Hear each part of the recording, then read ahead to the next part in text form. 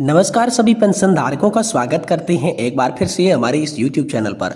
दोस्तों, इस वक्त की सरकारी कर्मचारियों के लिए मौज बताई जा रही है। 1986 से 2016 के बीच के पेंशन भोगियों के लिए बड़ा अपडेट आया है।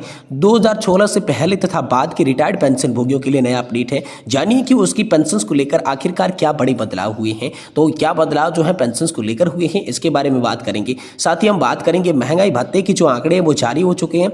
8वें वेतन आयोग पे इसका असर होगा। आंकड़ों में क्या बड़ा खेल हुआ है, किस तरीके से 3% डीए बढ़ा है और 8वें वेतन आयोग पे इसका क्या असर पड़ेगा, इसके बारे में दोस्तों आज इस वीडियो के अंदर बात करेंगे। साथ ही साथ हम बताएंगे ईपीएस 95 पेंशन योजना को लेकर ईपीएफओ के पेंशनर्स के लिए ऐतिहासिक निर्णय बताया जा रहा है। प्रधानमंत्री मोदी ने दिया आश्वासन 10 दिनों में लागू हो सकता है। आप सभी के लिए 7500 प्लस डीए के साथ साथ मेडिकल की सुविधा को लेकर बड़ा अपडेट है। तो आखिरकार 7500 प्लस डीए और मेडिकल किस तरीके से मिलेगा, प्रधानमंत्री नरेंद्र मोदी का क्या बड़ा आश्वासन निकल कर आया। और वहीं बात करेंगे कर्मचारी भविष्य निधि संगठन की ब्याज दर में बढ़ोतरी को लेकर बड़ा फैसला हुआ है, यानी कि ईपीएफओ इंटरेस्ट रेट 2025 को लेकर न्यू अपडेट निकल कर आया है कि अब कर्मचारियों के खाते में अधिक रिटर्न्स आएगा, अधिक जो है ब्याज का पैसा आएगा। तो इसके बारे में भी आज इस वीडियो के अंदर बात करेंगे। यानी कि दोस्तों पेंशन धारकों से जुड़ी तमाम बड़ी खबरों की चर्चा करेंगे। इसलिए आपसे एक ही निवेदन करते हैं कि आज की इस वीडियो को आप लास्ट तक देखिएगा और साथ ही हमारे चैनल पर नए हैं तो चैनल को सब्सक्राइब कर दीजिएगा।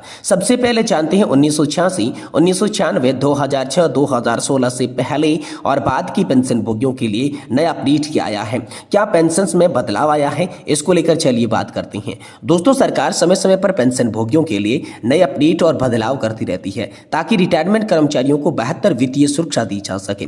1986, 1996, 2006 और 2016 के पहले और बाद के रिटायर्ड हुए सरकारी कर्मचारी और अन्य पेंशन भोगियों के लिए हाल ही में कुछ अहम सुधार किए गए हैं। ये बदलाव पेंशन की गणना, पेंशन में बढ़ोतरी और अन्य लाभों को ध्यान में रखकर किए गए हैं। तो आइए जानते हैं इन बदलावों के बारे में विस्तार से। सबसे पहले बात करते हैं कि क्या क्या हुआ है आखिरकार आप सभी के लिए बदलाव। सरकार ने हाल ही में जो विभिन्न श्रेणियों की पेंशन धारक हैं उनके लिए कुछ नए नियम संशोधित किए हैं। मुख्य रूप से कौन कौन से बिंदुओं पर ध्यान आकर्षित किया है। सबसे पहला है पेंशन की गणना का तरीका। जी हाँ दोस्तों, अब नए फॉर्मूले के तहत पेंशन का पुनर्मूल्यांकन किया जाएगा। दूसरा है महंगाई भत्ता यानी कि डीए में बढ़ोतरी को लेकर।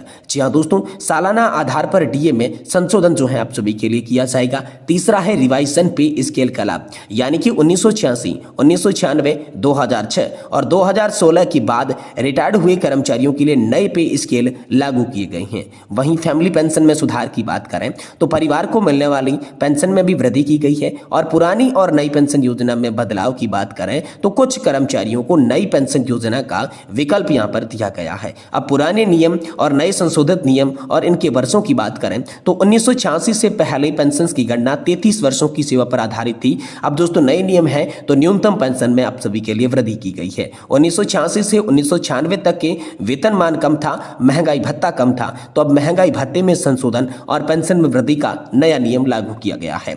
1986 से 2016 के बीच के वेतन वृद्धि हुई थी लेकिन पेंशन सुधारित नहीं की गई थी, तो नई पेंशन स्कीम का अब इसमें विकल्प दिया गया है। 2006 से 2016 के बीच में बात करें तो छठे केंद्रीय वेतन आयोग के अनुसार पेंशन में आंशिक वृद्धि हुई थी। अब नए नियम की बात करें तो दोस्तों 7वें वेतन आयोग के आधार पर उच्च पेंशन की दरें जो है वो उन्हें मिलेगी। अब 2016 के बाद की बात करें तो 7वां जो वेतन आयोग वो लागू है। अधिक वेतनमान पेंशन की सुधार की बात की गई है। नए नियम और संशोधित नियमों की बात करें तो 8th पे कमीशन की चर्चा हो रही है। नई योजनाओं की यहाँ पर संभावनाएं जो है आप सभी के लिए दर्शा दी जा चुकी है। वहीं दोस्तों पेंशन वृद्धि पर नए नियमों के प्रभाव की बात करें तो सरकार के हालिया फैसलों के चलते पेंशन में बढ़ोतरी देखी जा रही है। खासकर महंगाई भत्ता यानी कि डीए में बढ़ोतरी से पेंशनर्स को सीधा लाभ मिलेगा। उदाहरण के लिए 1986 से पहले रिटायर्ड हुए कर्मचारियों की पेंशन में 15% तक की वृद्धि की गई है। 1996 से के रिटायर्ड कर्मचारियों के लिए न्यूनतम पेंशन में 20% की वृद्धि की है।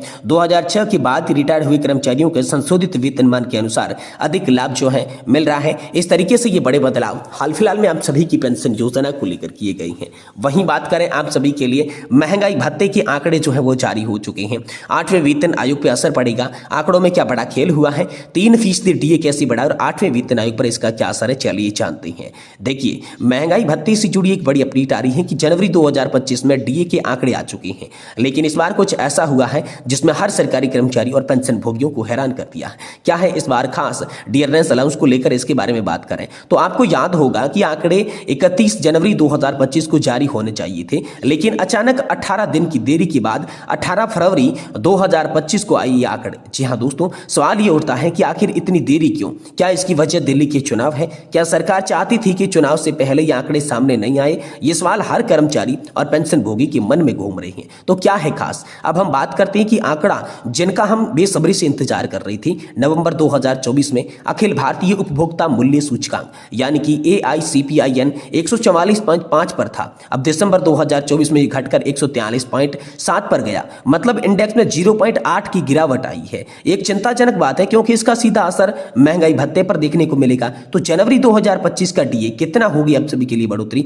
अब सबसे बड़ा सवाल यही है कि जनवरी 2025 से डीए कितना बढ़ा है। 7वें वेतन आयोग के अनुसार डीए कैलकुलेशन के हिसाब से यह आंकड़ा 55.9 तक पहुंच गया है। अगर ये 56 होता है तो 3% की वृद्धि होगी, लेकिन 55.9 होने के कारण महंगाई भत्ते में सिर्फ 2% की बढ़ोतरी होगी। यानी अगर सरकारी कर्मचारी को स्पेशल राउंडिंग नहीं की जाती है तो सिर्फ 2% डीए आप सभी का बढ़ेगा।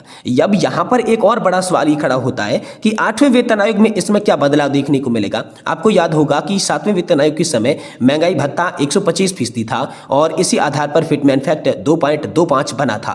अगर महंगाई भत्ते के आंकड़े 0.8 है तो नीचे गिरते हैं तो इससे सीधा असर 8वें वेतन आयोग के वेतन और पेंशन पर पड़ेगा। तो क्या सरकार 3% डीए की घोषणा करेगी? इसको लेकर बात करें, हालांकि सरकार चाहे तो इस बार 3% डीए बढ़ा सकती है, लेकिन अभी तक जो गणना हुई है उसके अनुसार 55.9 तक ही अटका हुआ है। कर्मचारियों को उम्मीद है कि इस बार डीए 3% बढ़ेगा, लेकिन ये सिर्फ 2% तक ही हाल फिलहाल में सीमित रह गया है। जनवरी 2025 से डीए 2% बढ़ेगा, ये 55.9 तक पहुंच जाएगा। अगर सरकार चाहे तो इसे 3% तक बढ़ा सकती है, लेकिन अभी तक आधिकारिक रूप से यहाँ पर जो है 2% ही बन रहा है। ये बढ़ोतरी 8वें वेतन आयोग की गणना पर भी असर डालेगी। सरकार को आंकड़े समय पर जारी करने चाहिए ताकि कर्मचारी और पेंशन भोगियों को पारदर्शिता बनी रहे। ये तमाम तरीके के सवाल जो है इस वक्त हम सभी के लिए निकल कर आ रही है।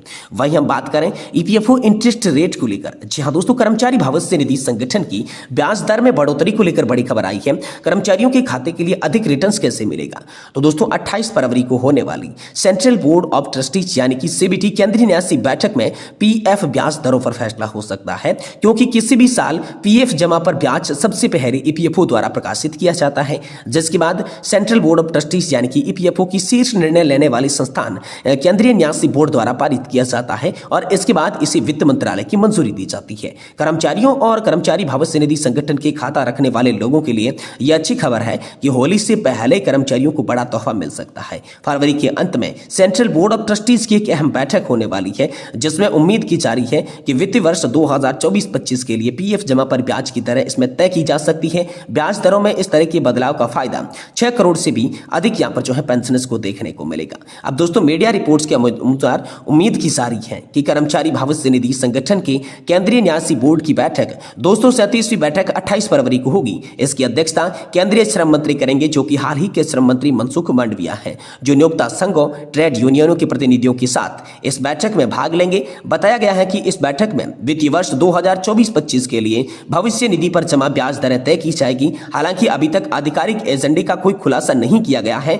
पिछली सीबीटी की बैठक 30 नवंबर 2024 को हुई थी। वित्त वर्ष 2023-24 के लिए ईपीएफओ द्वारा भविष्य निधि पर जमा 8.2% ब्याज की दर इसमें तय की गई थी। अब दोस्तों आने वाले समय में आप सभी के लिए 28 फरवरी को होने वाली सेंट्रल बोर्ड ऑफ ट्रस्टीज की बैठक यानी कि सीबीटी की मीटिंग से ब्याज दरों को लेकर बड़ा फैसला आ सकता है।